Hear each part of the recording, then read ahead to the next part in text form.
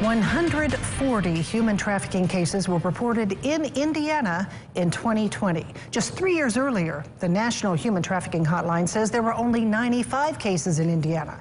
Now, the U.S. State Department calls human trafficking the fastest growing and second largest criminal industry in the country. And even more alarming, some of those numbers are children. Evansville State Representative Wendy McNamara has been working on this problem for some time now, and she joins us now to talk about her latest efforts here. State Representative McNamara, thank you so much for joining us. Now, many people may not realize the extent of human trafficking right here in our state. Tell us what you know. Put it in perspective for us. How bad is it? You know, I've been carrying a lot of legislation on human trafficking since I entered in 2010, and I was really unaware of it myself until I came into the legislature. And it's a multi-billion worldwide organization, and as you said, second leading rise in crime that exists. In Indiana, we aren't immune to it. It's in our largest city. It's in Indianapolis. It's in Lafayette. It's in Evansville. So I hope through my legislation we can build a communication network among our law enforcement and Attorney General's office to be able to communicate and say this particular human trafficking ring is in South Bend. The same similar type of situations happening in Evansville, and what we can do is attempt to try to get ahead of them by having this information in one location. Now, I understand that you are chair of the House Courts and Criminal Code Committee, and you are the author of a bill that should make a difference for young victims when their cases go to court. Tell us about that. Sure. This is kind of based on a case out of north central Indiana. And currently, if you are a victim of a violent crime and you're under 14 years old, you can have videotaped testimony. If you turn 15, you have to meet the perpetrator face-to-face. My bill would amend that particular piece of legislation and say that if you are a victim of a violent crime, rape, human trafficking, whatever it might be, you have until 18 years old or the time of the trial, so that you still have to be under 14, but you have until 18 time of the trial to have that videotape testimony. It helps a victim from not having to relive the trauma experience, but also gives them the opportunity to not be a victim of the criminal justice system by delayed trials or whatever that might be. So hopefully by extending that, that'll allow children who are victims of violent crime the opportunity not to have to relive it. Yeah, very important there. Now, you're also proposing a longer sentence for those who exploit children and pretty much rule out the idea that these young victims consent to being part of this crime. Yes, last year this bill got hung up in the Senate when it was amended. And part of the amendment that was added, which I disagreed with, was saying that if a victim is under 18 years old, the perpetrator, could claim his defense. He didn't know this person was under 18, and that was not something that I could even in good conscience agree to.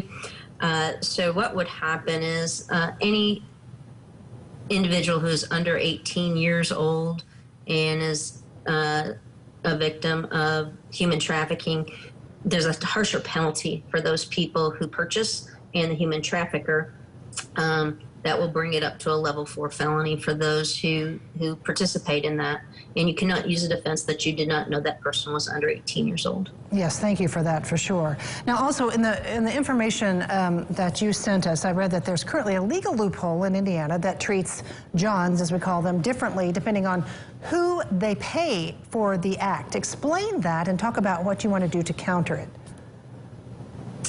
So the bill would get rid of a third-party payer system. Most of the transactions would occur between the John and the human trafficking victim.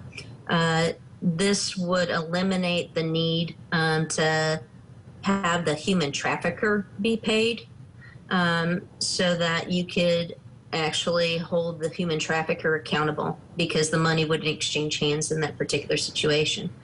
So it would be able to include the human trafficker and the John as part of the payment system. Because currently the way law is written, the money exchange has to occur between the victim and whomever the John is. And oftentimes the human trafficker will require the human traffickee, the victim, to receive the funds.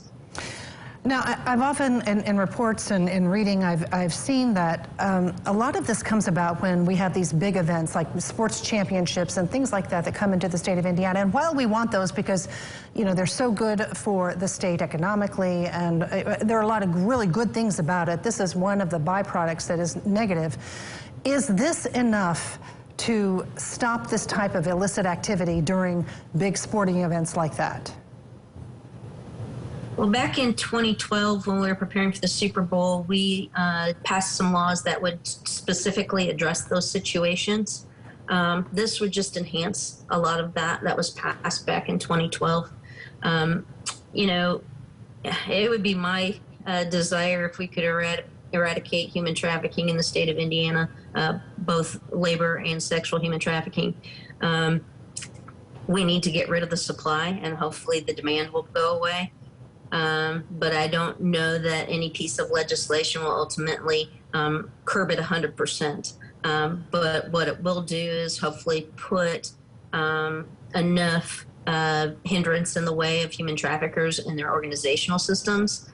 Like I said, with the Attorney General being the hub, we will have a better communication between our communities to know how these rings are working and in what areas they might be, you know, facilitating this in the state. And I think with that knowledge, we will be able to get ahead of some of this.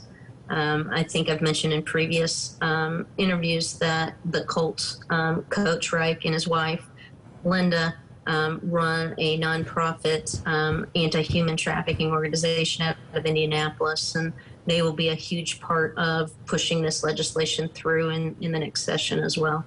Good to see that. All right, the legislative session begins on January 4th. We will be watching. State Representative Wendy McNamara, thank you so much for joining us today to talk more about this. Thank you. And stay with us. We're going to get a check of the weather from Wayne in just a moment. But as we go to break, if you are a victim or you want to help someone you suspect of being a victim of human trafficking, you can call this number on your screen right there. It is the National Human Trafficking Hotline, or go to humantraffickinghotline.org.